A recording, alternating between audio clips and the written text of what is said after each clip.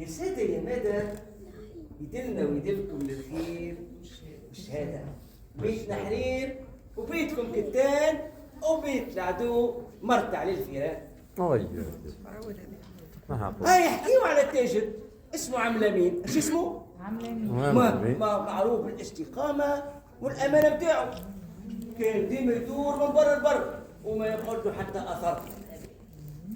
هي عامر بدا يكبر وبدا يتقدم بيها العمر، وبدا يظهر عليه تعب صفر السنين. حب يتقاعد ويقعد ويعيش بين عائلته وماليه.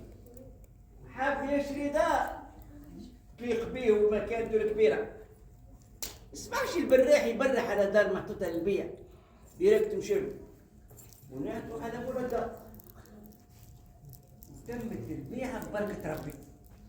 من يوم غدوة الصباح كي جاي يشوف الدار من قريب لقاها قديمة وحيوتها خايفة وبيبانها ماكلهم السوس.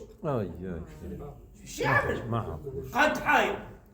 ايش باش يعمل؟ تعرف ايش عمل؟ هدها وبنى دار جديدة. قال لك هو الحل. شدك الفاس وبدا نجيبوا لك هد في الحيوط. هذه تنفع وهذه تضر، هذه تنفع وهذه تضر.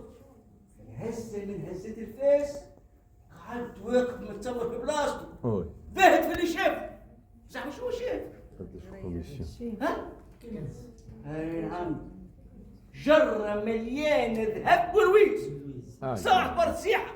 قال هذا هو كنز ثمنه غالي من غير تخمام. هزك الجرة دعوة لازم هذاك الراجل يشريها من عند الدار. قالوا هاني جبت لك الجرة ذي لقيتها في دارك. قال شنو وين؟ بري هذا ماهيش نتاعي يا ولدي، برا هز اللي جبته لي. شنو هذا؟ برا مشي على روحك. قالوا كيفاش؟ هذه الجرة اللي لقيتها في الدار كي جيت نهت الحوت. قالوا يا راجل يهديك ربي، انا راني كي بعتك الدار باللي فيها.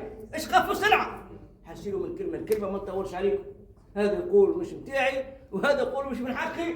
لين وسط المحاكم يا جماعة. وسيدي حاضر يا شكاية. قاضي القضاء. يا سيدي قعد لك القاضي بيناتهم، وبعد ما سمع كل حكاية كل واحد فيهم قعد باهت. قال انا عمري ما ريت قضية كيف القضية، وعمري ما ريت زوج متخاصمين على احترام الأمانة كيفكم. قعد يخمم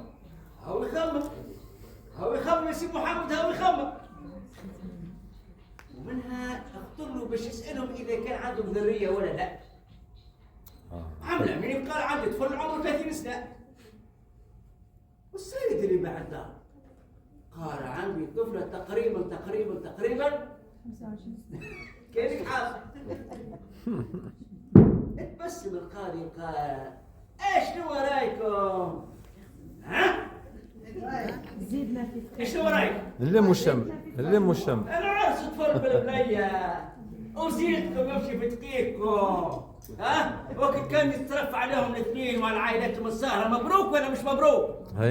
مبروك والف مبروك. وتقامت الافراح والليل الملاح وعملوا عرس يحكيوا عليه الناس الكل.